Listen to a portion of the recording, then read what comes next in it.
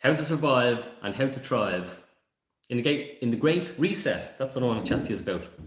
Now it's late, so I won't be shouting my head off as I normally do, but I'll try and keep down a little bit, and I will just fan myself down here now with my fiat. See, it's useful for something. So it's good to see everybody on. I'll wait as the social media platforms notify our community that Dinny is live. Here to chat. It's been a while. I've been housebound. Well, not housebound, but sort of limiting my movements because I've had COVID there over the weekend and feel grand. Obviously, it's a bit of a flu. Luckily, it didn't affect me too much. Yeah, I've been getting a lot of work done, which has with every negative there's a positive, and the positive of this is I've had to head down and I've got a lot of stuff done that I had been putting on the long finger. But this evening what I want to chat to you is about how to not only survive the Great Reset, but how to thrive in it, okay? First of all, what is the Great Reset? Everyone has heard about it. Some people have their understandings of it. I don't even know if it's a real thing, okay? But there's a basic agenda or a basic way the world is moving, and it's pretty clear to see, and it involves having less freedoms and being put under more control. And that's pretty obvious, and the world that's just technology is enabling that to happen. China are a good bit ahead of us, but we're seeing that break down now in that there's mass property, there's a lot of protesting going on, and there's a bit of carnage over there right now, because people they sort of accepted the reduction in their freedoms and being put under more control because their quality of life was improving. But now it seems that's falling apart, and there's a lot of problems in China right now. But we're not going to worry about China because I'm in Ireland, okay? So basically what it is as the world moves forward, we technologically develop, okay? Humans only move towards technology. That's why anyone who can't understand Bitcoin, it doesn't matter. You'll die, and other people already understand digital value behind you, and the world will move that way. So it doesn't matter an individual being able to get their head around something digital. It's just humans only move towards technology. We always have. Since we were in caves, we've moved towards technology, and that's not going to change. So technology now has changed, and rather than be as pieces of paper, now we've created digital money, okay? But there's two types of digital money, all right? And they're both in competition or opposition to each other. And guys, anyone who's on with me this evening, fair play to you. It's good to have you on. Do me a favor right now, okay? I haven't got any daily exercise. Well, I did. I cut the grass today. I didn't get a whole lot of daily exercise, but your daily exercise is just to stretch out the finger and go and hit the like button. Subscribe to the channel. Become part of the community. Welcome. Nothing that you hear here is financial advice. I'm not a financial advisor. Maybe someday I might go and do the test for the crack, but at the moment I'm not a financial advisor, so don't take anything you hear as financial advice. I think I've got a lot of real world experience because I'm someone who went from a caravan and zero money to absolute retirement in a decade. But I'm not a financial advisor. I've no product to sell you. Okay. But so hit the like button, have the crack with us. So with these two monies, we've digitized this stuff, okay? So we used to use paper, all right? Before that, we had gold coins, and then these are paper claims on the gold, and now we just have paper that's backed by nothing, which is ironic because a lot of people say, Dinny, Bitcoin's not backed by anything. They don't understand Bitcoin. Bitcoin's backed by energy, just like gold is backed by energy. This is backed by nothing, okay? These are just pieces of paper, all right? But they're the exact same things that people have in their wallet and they think are some sort of superior money that's backed by something. They're not. They're just pieces of paper, worthless pieces of paper. They're not worthless. I know they're not worthless, but they rely on trust. They rely on you trusting that they're valuable. And as currencies around the world and developing nations fail, it's just because people lose trust in them because they don't have any backing. Okay, so we've two types of money. All right, we've digitized this stuff. We have cryptocurrencies, okay, and then we have centralized currencies like a digital euro or a digital dollar. They're called a central bank digital currency, and you have the digital yuan over in China, which is already up and running and in operation. So we have these two competing currencies, and when people say, oh well, a digital euro is going to come out and there'll be no reason for Bitcoin, then they're failing to actually understand the differences between the two. So with a central bank digital currency like a digital euro, digital won, digital dollar, it's money that you can't own. Okay, I would pick up my phone, but I'm live on many platforms here, so apology if I'm not looking at the camera. So I have no phones. All my phones are in front of me. Um, but when you have a digital money, okay, digital euros, it's money you can't own because it'll just sit on a platform like your mobile phone, and therefore it can be turned off at any stage. Ask any of the Russians how their United States dollars are doing when they all got sanctioned. They were instantly turned off. So a fiat money is not a money that you can ever own. And a digital fiat money is even more restrictive. You've no rights to that money at all. It's fully permissioned money. Okay. And now most people watching this are like myself. We're not criminals. We're like, well, why would my money get turned off? But let's say they're in China, for instance, the lads aren't too happy because they're having to pay for mortgages of houses that weren't even built because the company defaulted on it. And they can't even protest now because their money is turned off if they try and go to a protest. Doesn't seem very fair. It doesn't seem like they're doing anything criminal. They're just trying to exercise their right to protest, but that isn't available because they're on a permissioned money. It's money, a central bank or a digital euro is a money that you can't spend permissionlessly. Okay, so you need permission to spend it. You can only buy what you're allowed by with the money. And again, most people don't understand the consequences of this stuff just yet. But as we move forward in this decade and things become harder and harder, it'll become a lot more apparent. For instance, there's, we have the whole energy agenda where we need to reduce our carbon footprint. And as I jokingly say to people, like, you're going to be eating worms for the end of this decade if you don't own Bitcoin. But I say it jokingly, but I'm also kind of serious because there will be an agenda where meat is phased out and everyone has a carbon credit allowance, and therefore your money will not buy you steak if you go over your carbon credit allowance. And maybe it's 4 steaks a week, or maybe it's 1, or maybe it's 0. Okay, but that's the problem with money that only works under permission.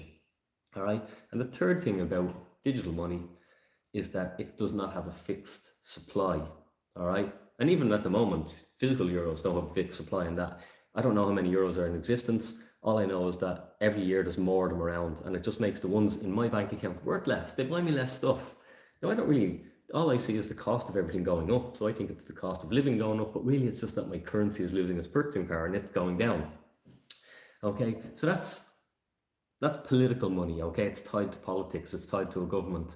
It's a digital euro. It's a digital currency, or central bank digital currency. All Western worlds are working ferociously on their digital versions of their fiat currencies. So it's not a question of if it comes, it's a question of when it comes. As I said, humans only move towards technology, never away from it.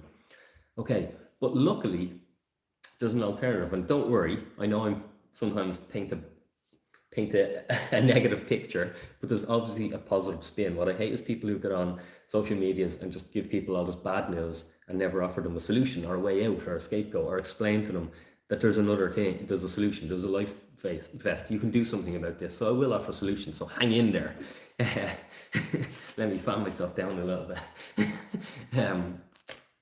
So luckily there is a alternative that's being built, and we have the cypherpunk community to thank for this, because without this, things would be quite hopeless for humanity, I believe, going forward. But we have what are called cryptocurrencies. Okay, and they're what's called apolitical, which means they're not tied to politics. You see, money shouldn't be tied to politics. Money should just be this open, permissionless medium of exchange, unit of account. Okay, and that's where Bitcoin was created. All right, so Bitcoin is a money that you can own. If you own Bitcoin, it's probably the strongest property rights of anything that you can own. Your physical property can be taken easier than your Bitcoin. Your physical money or gold can be taken easier than your Bitcoin. And your physical life and freedom can be taken easier than your Bitcoin. So Bitcoin gives you these insanely powerful property rights. Now in Ireland, we're lucky. We have strong property rights. We have a good legal system. We have strong laws, and we don't have to worry about any of this stuff. But in other parts of the world where people don't have strong property rights, Bitcoin is literally a life vest, a life raft, and they really understand that and they get this. Whereas most people in Ireland don't understand why it matters that they can own their own money.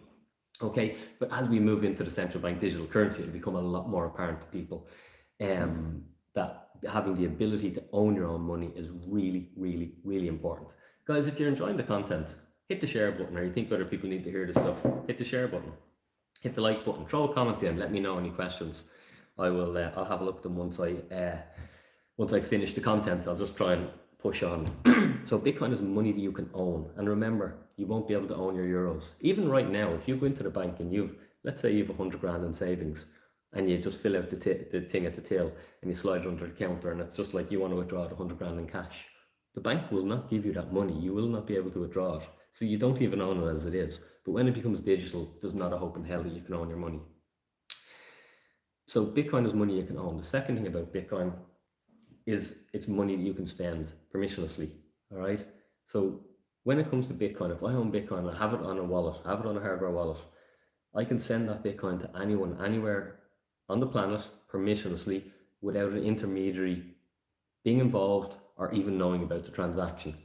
So if I want to buy steak and I don't want to eat worms in 5 or 10 years time, I'll be able to do it with my Bitcoin, even if my digital euros on my mobile phone won't allow me to do that. Okay. And that's how money should be. And money shouldn't have surveillance, and money should just be this open, permissionless medium to allow value to move.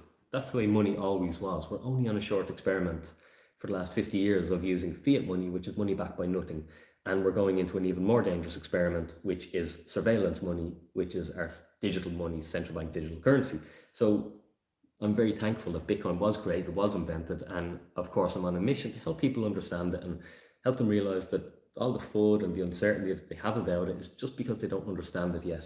And understanding Bitcoin for me was probably the best financial decision of my life, and that's why I'm passionate about trying to share it with other people and teach them. It's not a get rich quick, it's not a quick fix, but it's an amazing technology that I think you'd be really glad when you put some time into understanding it. So Bitcoin is a money that you can own and a money that you can spend. And the third quality of Bitcoin, and it was the first thing I learned about Bitcoin that got me really interested in it, and that's that it's a money with a fixed supply. So remember, euros don't have a fixed supply. That's why 100 grand today isn't the same 100 grand as 5 years ago, or 10 years ago, or 100 grand 20 years ago, or 100 grand 50 years ago. Okay? And 100 grand in 10 years' time isn't the same as 100 grand today in euros. That's because the supply of euros is always expanding. So the value of each individual €1 is always decreasing, going down in value. All right? But in Bitcoin terms, there's 21 million Bitcoin. It's a fixed supply money. No human can change that. It's beyond human control, because all as humans, we're greedy buggers. I'm a greedy bugger. I'm a human. I'm fallible. We all sin. It's the part of being human. But the beauty of Bitcoin is it's beyond human control. It's just physics and maths, and that's uncorruptible. Okay. So in 100 years, there'll still only be 21 million Bitcoin. So in Bitcoin denominated terms, if I own 0.1 of a Bitcoin today, I own 0.1 of 21 million. And in 10 years' time, I still own 0.1 of 21 million. But if I own 100 grand, it's 100 grand of how many trillion euros? And in 10 years' time, it's 100 grand of a lot more trillion euros. So therefore, my currency is diluted. So Bitcoin has a fixed money supply, and that's really important. That's why gold has been such a good store of value for thousands of years. Simple reason, gold is difficult to produce. It takes energy and man hours and diesel to go and dig it up and process it and mine it, etc. Okay, it takes 4 times, another finger Dinny, 4 times more energy to mine gold than it does to mine Bitcoin. Okay, and again, I know a lot of the energy FUD you're being pushed is that Bitcoin uses too much energy to create. That's what makes it valuable. If it didn't use energy to create it, it would have no value. Do you not understand how value works? That is why gold has been the store of value choice of humans for 5,000 years. The fact that it takes energy. Okay, but Bitcoin is 4 times more efficient, and it's about 10 times better at all the characteristics of gold, 10 to 100 times to 1,000 times of some of the characteristics. So it's not rocket science, it's just an amazing technological innovation on an already good technology that served us well for thousands of years. Okay, so there are the 2 types of money we have. We have a permissioned money, a central bank digital currency, a digital euro, and then we have which is centralized, it's controlled by an intermediary, and then we have a decentralized option. Okay, we have Bitcoin, which is controlled by nobody. It's a fixed money supply. It's money that you can own and money you can spend. And they're the choices. And you don't have to pick one or the other side, is what I say to people. I'm like, not financial advice, but for me personally, I'll have a toe in both ponds, or I'll have a bit of both. I won't be all in on either one, but I certainly won't ignore the decentralized one that gives me all my freedoms, as opposed to the one that really enslaves me and puts me under surveillance and restricts what I may or may not want to purchase in the future. Okay, now is this whole great reset? I still haven't told you how to thrive in it, and I'm going to give you that in a second. And I appreciate everyone being here; it's amazing. But I just want to show you some things, because it's just about looking at the macro. And in 2020, I was doing videos on this, and people will sort of laugh at you when you're early, and that's fine. I had a client today, and we were consulting, and I was telling him that very thing. I was like, when you're making an investment, if it's a really easy investment, it's usually a really bad investment. Okay, like buying Bitcoin at 50 grand, 60 grand. Everyone was doing it, it was easy.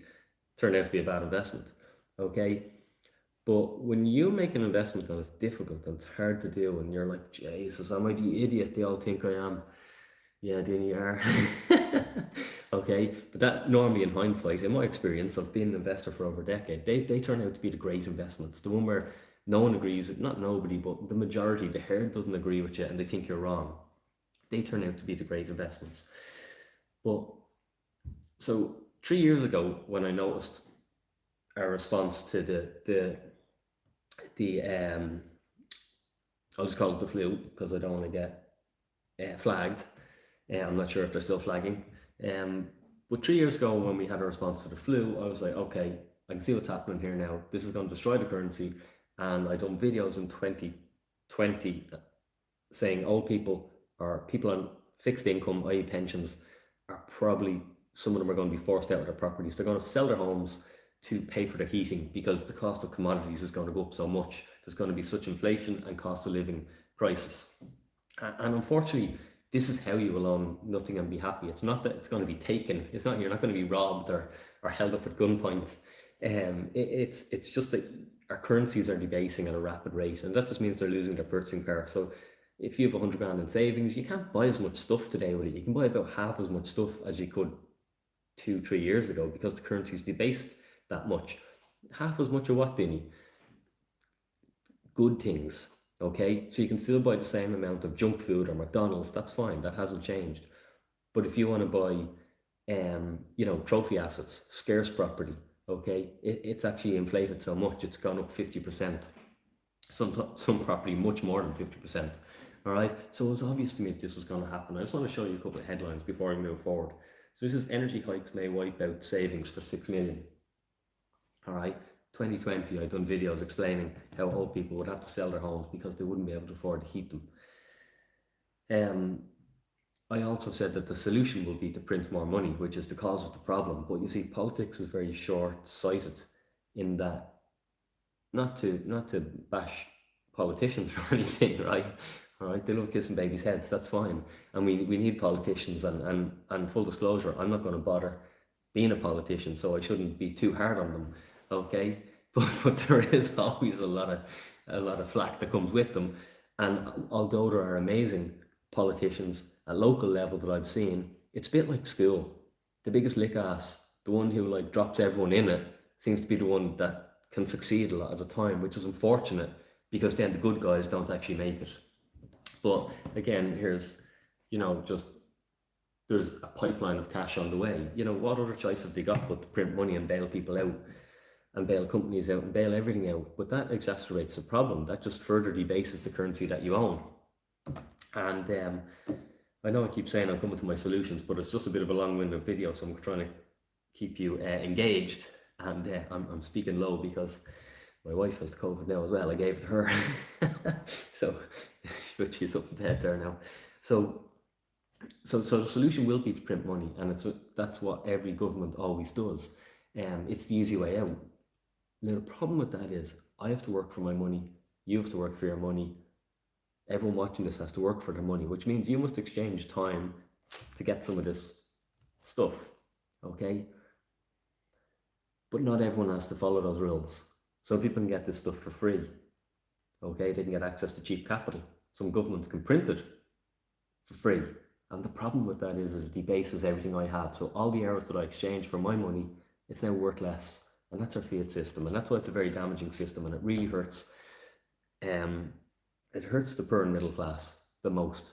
The top 1%, it's amazing for them because they understand the system and they don't own money.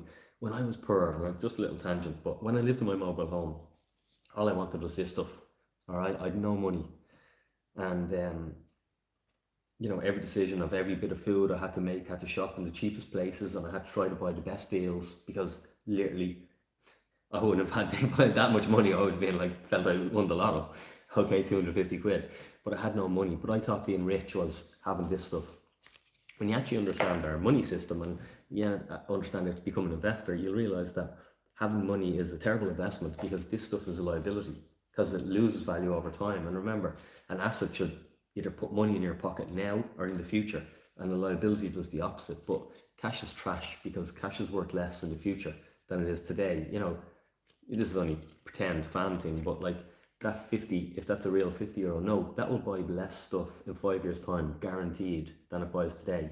And in 10 years time, it'll buy less than it bought in 5 years time, guaranteed. Okay, so it's a liability. It's guaranteed to go down in value over time.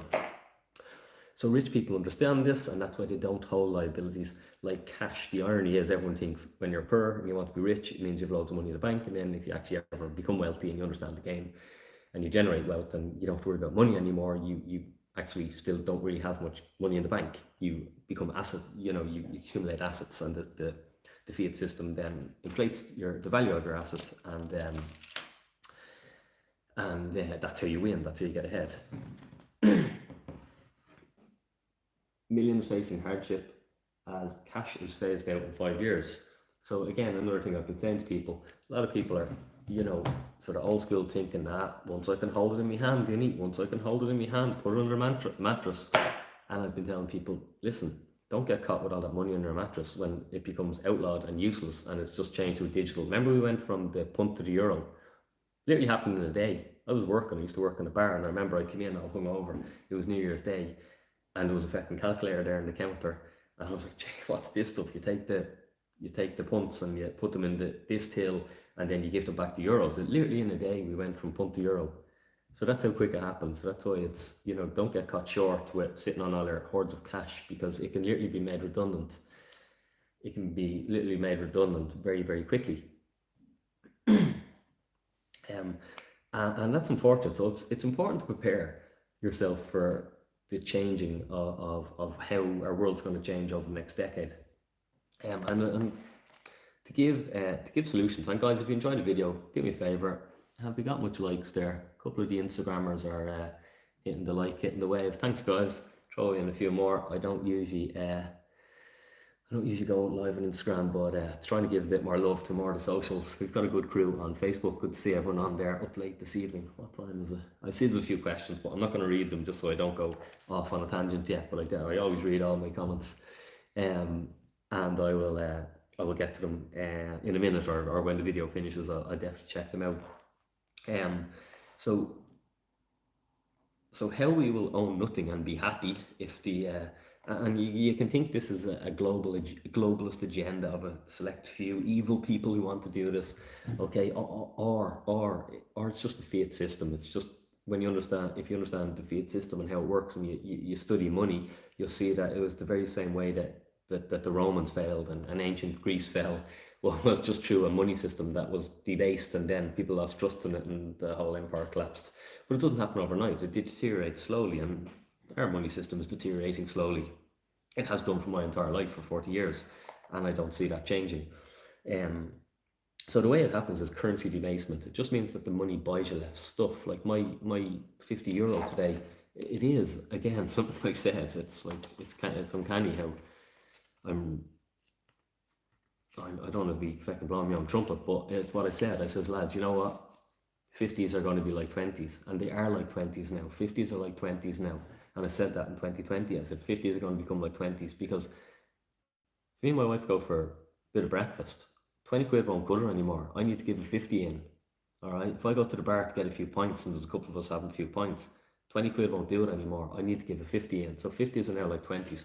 So that's called currency debasement, and that the currency loses its purchasing power. So you've got to give more units of the currency. Instead of it just costing €1, now I need €2, etc.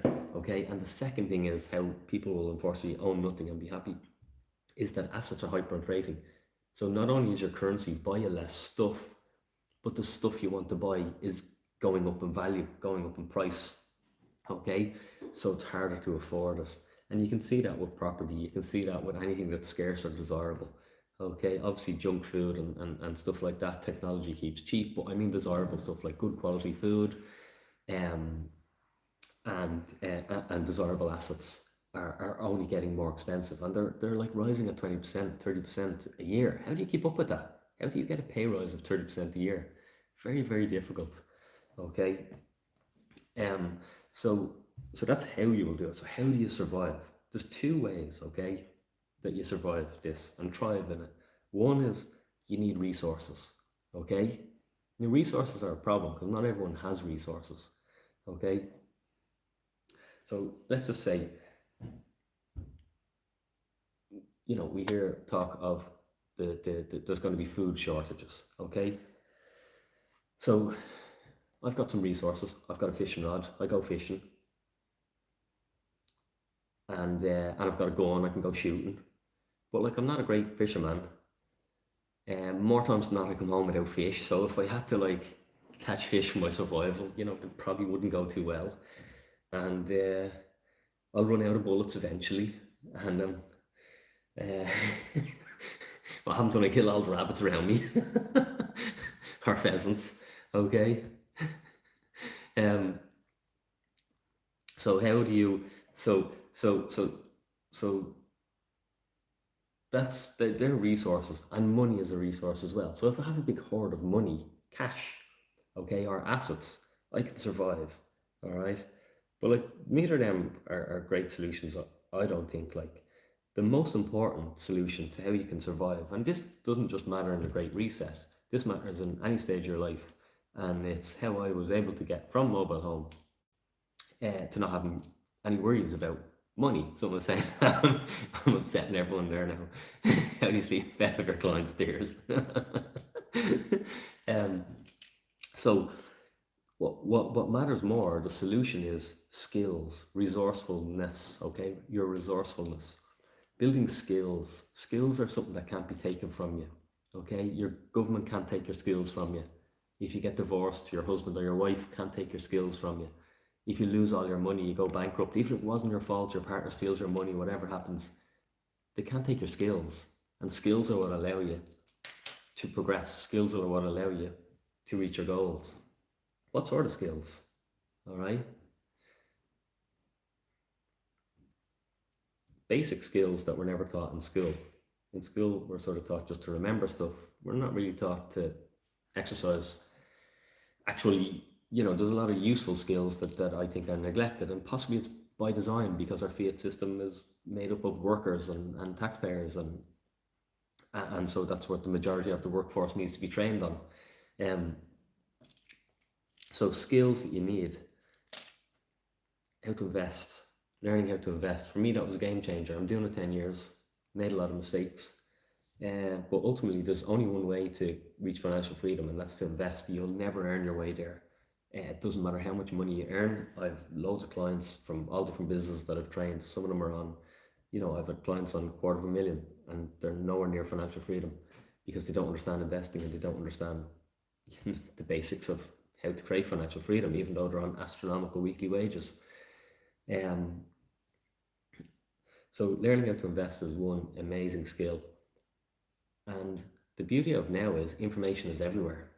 It's free now. Information is free. We've democratized college. You can go to college, okay, and you can learn from an old course that's out of date, all right? Or you can go on social media, you can go on Twitter, and there's a billionaire talking about the latest technique on his podcast that he's used to do X, Y, Z, or to how they're investing, how they're taking their positions. Do you know what I mean? Like, information is there. If you choose, you can choose what to put into your mind, and you can choose to put it, to to watch the TV and watch the garbage and put the garbage in, and then, you know, it's no surprise if your life is a bit like garbage and you look at everyone's social medias and you think, oh, I wish it was like that.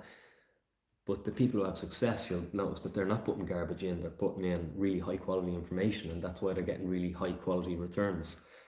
So investing is one amazing skill that you can take with you, no one can take away from you. And that's why, you know, if you see these programs like where they get these, you know, these wealthy people and they take everything from them, they just drop them in a situation, they give them $1,000, and like a month later they're a millionaire or something. It's like, how?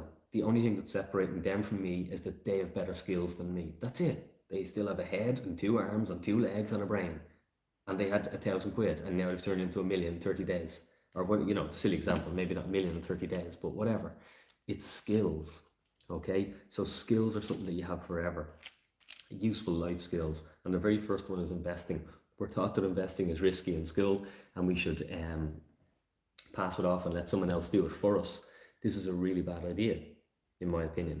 I'd be like, take some of your money and self-manage it yourself, because nobody has the best interest of your money than you.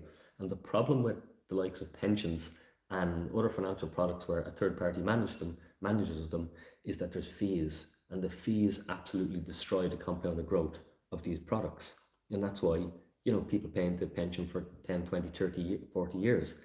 And then they realize how much money they get is abysmal compared to the contributions. And that was because of all the fees. As I say to people, you know, in Crypto With Dinny, we teach people how to retire early by building these plans for themselves. I'm like, you know, you're going to self-manage this, so you retire early rather than your financial advisor retiring early. Okay? So investing is the first key to thriving and surviving in a great reset in any time. Because if assets are hyperinflating in a great reset and you understand how to invest into them, well, lucky you. Okay, other skills, like there's loads of skills, guys. Building a business is an amazing skill, or just being able to make money is an amazing skill, because as I say, you can lose your money. And it doesn't matter, like if we have a job or you're relying on somebody else, I like to be in charge of my own ship. And I don't know why that is.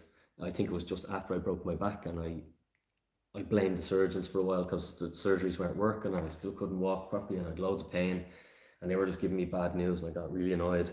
And then I was like, right, I'm going to take full responsibility. And I found, holy God, I'm after going from a broken back and not able to walk. By taking a bit of responsibility, I've changed my life. I've got out of a bed. I'm not staring at the ceiling in pain anymore. I'm the fittest and healthiest I've ever been. I've just done an Ironman triathlon. Okay, maybe I'll take responsibility for my finances now rather than just leaving it in the hands of my boss to pay me some money and hopefully I get rich. And so for me, maybe the journey from broken back to Ironman taught me that if I take responsibility, I can really achieve much higher potential than if I defer responsibility to someone else. Obviously, it's much easier for me to just lie in the hospital bed and go, surgeons fix me, you didn't fix me. All right, it was much more difficult to go and study to become a physical therapist, a physio, even though I had no interest in it. I just wanted to learn about the body, and then to go and study how to be a personal trainer, just to learn and to go to the library every day. Because this was back before the days of internet phones. Maybe internet, yeah, probably not. It was around 2007. I certainly couldn't afford them back then. But I used to have to go to the library to get books to learn about, you know, the human body and all this sort of stuff. Okay, so taking responsibility really important. But building businesses and learning how to make money, essential skill. No one can take it away from you. And even if you have a job, there's nothing wrong with having a job. Jobs are amazing. I've got a job. I work for one of my businesses. I'm an employee for that business. I also own the business. Okay, but it's a job. There's nothing wrong with having a job, but you can also build a side hustle and start working on yourself. There's so much benefits to becoming, to building something, okay? The whole tax system is incentivized for entrepreneurs. There's amazing tax relief that you get as an entrepreneur that you don't get as an employee. And that's why it's really well worth you working on a side hustle, okay? Now, you don't have to do all that, all right? Another essential skill is you know, if you want to learn how to be in business, I'll just give you a turbo tip here. You need to learn how to market. Doesn't matter. You can have a terrible business, but if you're a good marketer, you'll do well. Whereas I see people who are amazing at their business, they're really good at their product's amazing, or their service is amazing, but they can't market. And then I see another business who's got a crap product, but they're amazing digital marketers and they're crushing it, and they have a shitty ass product. So marketing is the number one skill that matters in business. Marketing before anything. Okay, and obviously marketing has to be paired with, any guesses? Sales, being able to sell. A lot of people are uncomfortable with selling. I'm not uncomfortable with selling whatsoever, because I believe in my product 100%, that in our Retire Early Club, in our consulting, I'm giving people amazing value. In the fitness business that I own, we sell with full conviction because our product changes lives, and a lot of people have a bad relationship with sales and with money, and that's just because of their ingrained beliefs, and you need to get over all that stuff. And I'll just give you a funny example. When I ran a fitness company and I actively sold, I've sold 7 figures in fitness products over the years, personally. But when someone would walk into my office and sit down, I would take it as a disservice if I did not get their credit card off them and take money off them. Okay? I would feel that I'd failed them if I hadn't done that. And some people might see that and go, Dinny, you're greedy. Look at you, you green-eyed monster. I didn't need the money. To me, it was just a game. But in the sales consultation, they would have sat there for 15 minutes, and I had tissues in that office because most people would cry to tell me how bad they were feeling about their weight, the relationship with their partner, how it was terrible because of how they fit their weight, how they're worried or anxiety about their health, or just that they felt sick in their body, they were disgusted in themselves and everything. I was like, if I don't get money off this person and I let them leave here feeling like that, I've failed them. So I would sell with absolute conviction and I would close hard. And I never had a single person come back to me a month later and say, you bloody squeezed that money out of me, that was the worst money I ever spent. It's always, that was an amazing investment. Thank you, Dinny, you helped change my life, you turned things around. And the amount of people that told me over the years, Dinny, I wouldn't have been here had you not have fucking got me onto that program. So that's why being able to sell and sell with conviction. And obviously you need to have a product that you really stand over and believe in and are passionate about. And for me, I've been really lucky. Like, I built my business around fitness because that was something I was really passionate about. I cured my own broken back, and then I decided, okay, Jesus, if I can fucking get myself from lying in a hospital bed looking at the ceiling, sure, it'll be easy to help a few lads or ladies lose a few pounds. And so I was really passionate about fitness. I still am. You guys know. That's why I say do your daily exercise, hit the like button, subscribe to the channel, and then when it comes to Bitcoin, it's the exact same. Like, from everything I said at the beginning, Bitcoin is your life raft for everything that's coming with digital permissioned money. So I'm very passionate about teaching people to understand how to navigate it, understand how to use it, and use it to protect themselves and to generate wealth and retire early, of course. So having something that you believe in and are passionate about gives you the energy to sell it with conviction and to close hard. And then the last little skill that I think everybody needs is, and again, this is resourcefulness. So these are things that you can get with nothing. Like, you can learn how to sell for free. You can learn how to market for free. All the information is on the internet, okay, for free. You can learn how to build a business for free. It's all there, guys. All right. You can learn how to invest for free. Obviously, the beauty of this stuff is, okay, if you have some money, you can shortcut that journey. So when I lived in the caravan, I had no money. I had to do everything the hard way because I had no money.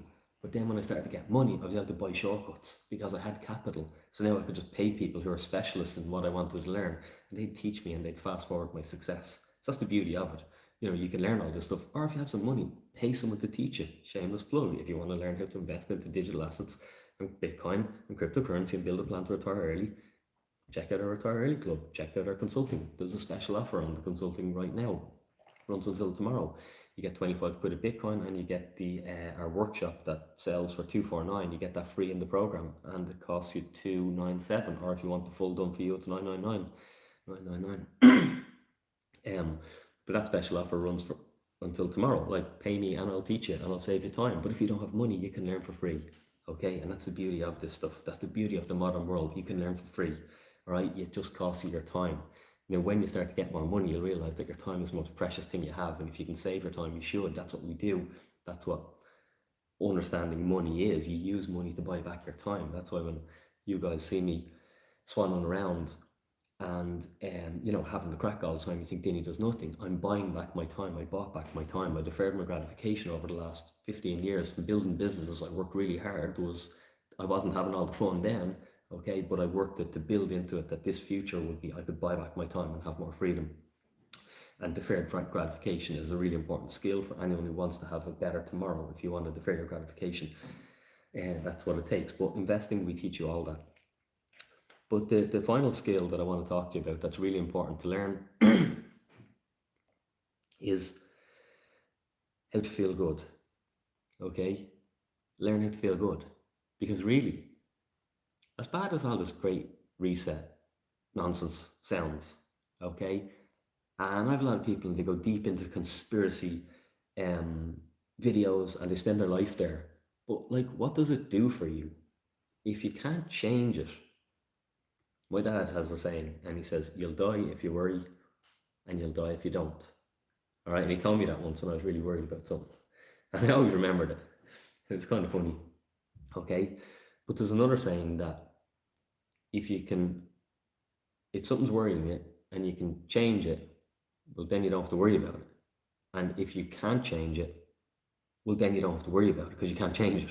Okay, so, and that's how I feel about all this stuff.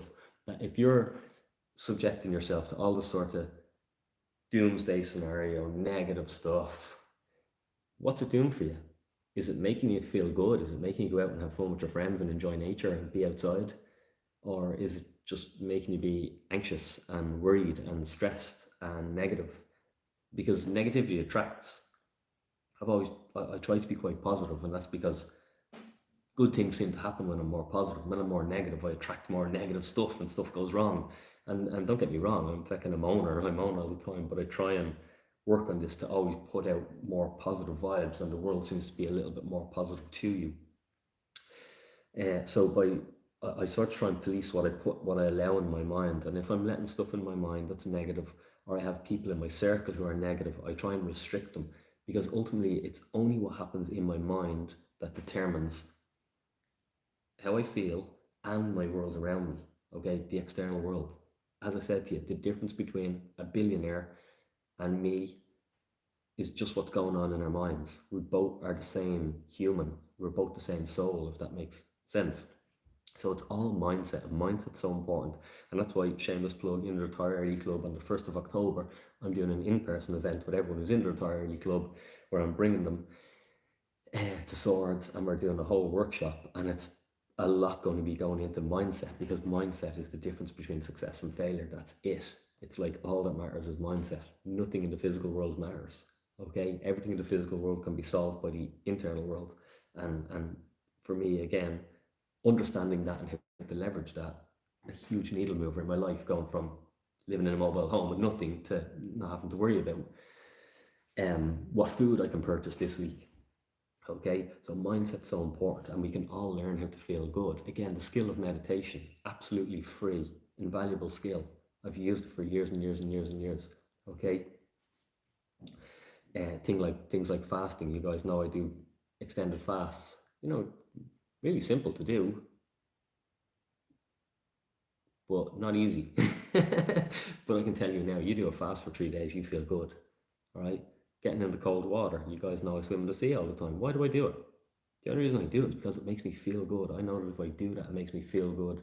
It gives my body all these positive endorphins, and I need that, okay? Because there's a world of negativity out there, and I need to shield myself from that. I need to make sure my mindset is right and good, because really, this life it's such a short little journey, lads, and it doesn't last long, and it's so important that every day counts, and you don't defer your gratification to a future you never get to live. So while deferring gratification is how you have success, you also need to find happiness in the present moment. And what that does is it allows all these opportunities that previously won't find you, or you won't find them, to come your way. All right, because when you have a positive mindset, your mind's just more open. It's called a divergent focus, or I can't remember. It's been years now since I read that stuff, but just by being more positive, you're more open to opportunities. You spot things, and not even that you spot them. It's just when you're negative and something comes up, it's like, I might do that. No, that won't work for me. I won't do that. When you're in a positive mindset, it's like, Jesus, how would I make that work? Or you see something you want it, Negative mindset is like, can't afford it, can't do it.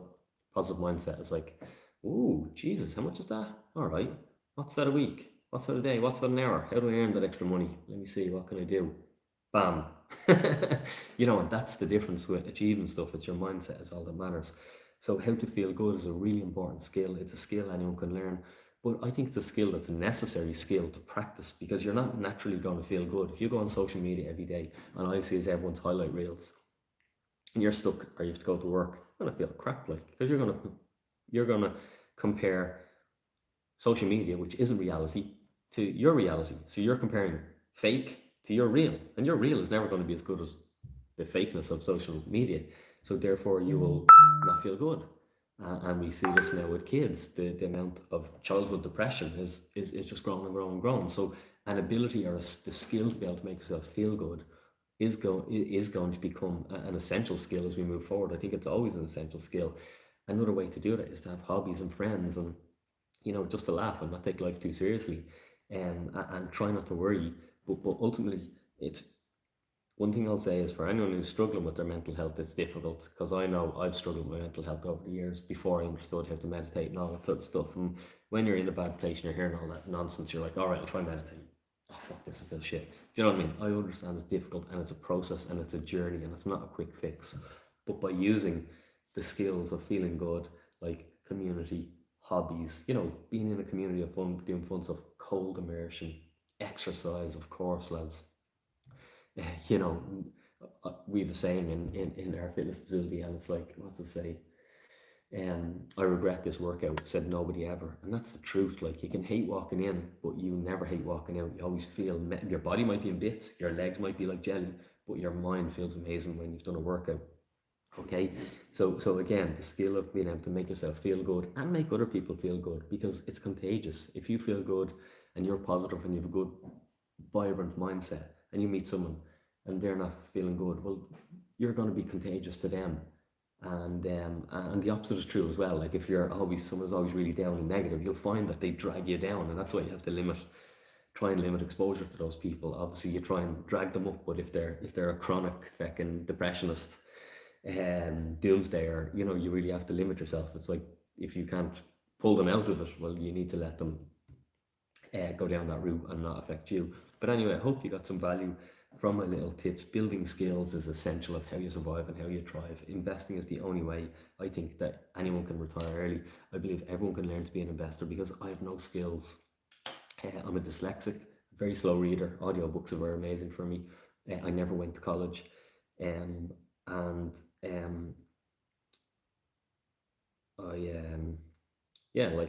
not some super smart intellect. I'm just someone who takes action, and that's why I believe anyone can learn to invest, and the only way to learn is to do it. And then you'll make mistakes, and guess what? That's fine. You see, the world conditions you to think mistakes are bad, but mistakes are actually amazing, because that's how you learn. I consulted with a young lad today, and I encouraged him to take more risk. And that's the problem. When you're young, you should take risk, because that's how you get the massive up levels. If you're like fully diversified as a young person, nothing really happens. If you decide to invest in your early 20s or your teens, take big risks. Okay. And when you have made the money, that's when you diversify. And that's exactly what I done. Is I took big risks, and some worked, some didn't, but I got huge lessons and I learned fast. And then as you create more wealth, then you diversify, and you don't want to go back down the financial ladder. Financial ladder is something we teach in the Retire Early Club. Anyway, I won't go on too much longer, because I've been nearly 50 minutes. It's been great to have you on. Thanks for being here, guys. Hopefully you got some value. If you did, give the stream a share or a like or a comment, and I'll check them all out. And anyone who is interested in checking out, and we do check out Retire Early Club on cryptowithdinny.com under workshops, or check out our consulting if you'd like me to help you build a plan to retire early using Bitcoin and digital assets. And for now, I will just say thanks for being here. Have a good evening. We have the skills. We will own digital assets and be happy. And if we don't own digital assets, well, we'll just go outside and play. Thanks, guys. Dinny out.